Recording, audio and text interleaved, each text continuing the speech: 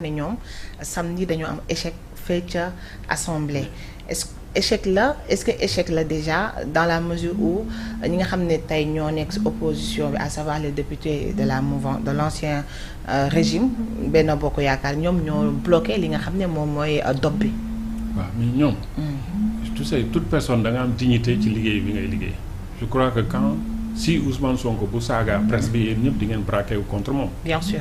Parce que c'est votre outil de travail, c'est votre corporation. Comment il peut dire qu'il va faire sa déclaration au marché Sandaga? C'est-à-dire sur la rue publique. Au lieu de faire une déclaration. da nga jàpp ne coup contre coup la. Voilà dañu fayu rek door fayu la rek. Parce que en fait ce qui est prioritaire c'est pas le DOP. Mais c'est la DPG.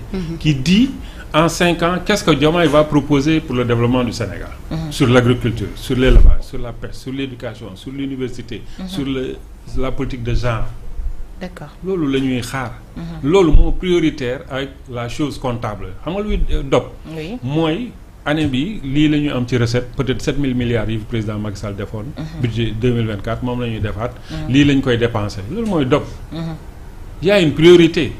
yow yaa wër Sénégal ne. mais priorité boobu aussi tamit est-ce que waruñu ko teg ci yoon parce que je m'explique ñi nga xam ne mooy les députés de Yewwi ñoom def nañ conférence de presse xamal que ni règlement intérieur bi ñu leen jox baaxul depuis 2012 moom lañ leen jox mais règlement boobu c'est falsifié c'est du faux et usage de faux et que les articles 97 98 99 bi nga xam ne day wax ci premier ministre wax ci motion de censure wala question de confiance yooyu yëpp ça a été enlevé ça a été effacé du règlement intérieur est-ce que le président peut faire une déclaration de politique générale ci sukkandiku ci règlement intérieur bi nga xam ne premier ministre prévoir ko. C'est de la politique politicienne. La déclaration des députés de Yewwi. Amina, il y a 3 types de lois.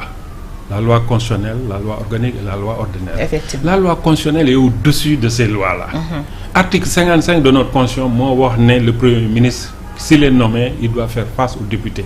À la représentation nationale wax ne président de la république bi ngeen fal lii la na ma def ci mandat ci mbay mi ci sàmm ci napp gi ci njàng mi ci leneen ak ci leneen ci santé bi du dëgg. donc du loi organique moom mooy tere moom mooy sut loi constitutionnelle. C'est un faux fuyant. Amadou Ba a fait sa déclaration dans cette même loi organique. Est-ce que jàppoo ne war nañ ko mën a réviser aussi. Au contraire fi ñu ko doon nawee mooy mu ñëw def déclaration de politique générale. Les députés Benno Bokk Yaakaar def vote de motion de censure ñu refuser vote bi parce que c'est pas prévu le PM n'est pas prévu dans la loi organique. Comme on avait fait avec Birame Souleye Diop. dañu xaw a cuune. En fait dañu cuune ci affaire bi quoi dañu daanu ci DPG bi Sonko il a 2 problèmes projet bi pareegul d'ailleurs il l'a dit quelque part nee na 2025 lay commencer. Bon à juste raison aussi. Parce que budget 2024 bi ils sont obligés de continuer ce que le président Macky Sall a laissé jusqu'au 31 décembre. Budget c'est annuel. Donc je suis d'accord avec lui que projet bi mu ngi commencer en 2025 je suis d'accord. Parce qu'ils n'ont pas encore de budget propre. Deuxièmement donc projet bi pare deuxièmement xam na ne bu ñëwee dañuy daaneel gouvernement il sera le premier ministre bu ñu daaneel par vote de motion de censure ipso facto. Mais la motion de censure n'est pas prévue par le règlement intérieur aussi. Si. Non parce que ñoom les députés de Yewwi ba ñuy citer les articles yi nga xam ne dañ ko dindi ci règlement bi motion de censure ak question de confiance ci la bokk. waaw loolu mooy question de confiance. question de confiance boobu. député mooy laaj. ñu soumettre ko à l'Assemblée bu ñu ko soumettre après on va au vote. Assemblée démocratie moo fa. waaw lépp c'est tranché par la majorité. du dëgg. loolu dafa yomb de moom xam na ne bu ñëwee dana am député bu yëkkati loolu. bu proposer un vote de motion de censure. Et toute proposition est soumise au vote des députés. xam na ne dañ koy daaneel.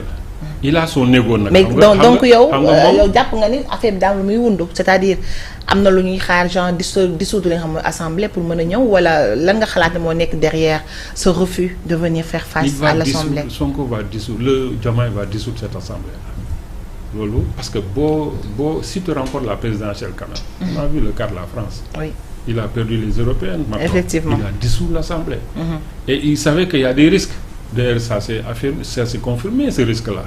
Parce que le RN va prendre le pouvoir. Certainement, Jordan va être le premier ministre. Du dëgg.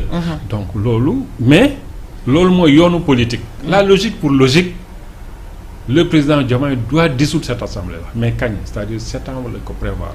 Donc est-ce que d'ici septembre il y aura une crise institutionnelle. Parce que déjà parlementaires yi dañuy dem en congé. Ouais. du dëgg. Donc ils vont reprendre quoi en octobre waaw. Voilà donc d'ici là c'est une crise institutionnelle. On va un pays boo xam ne le premier ministre refuse de faire une déclaration de politique générale donc du ñu xam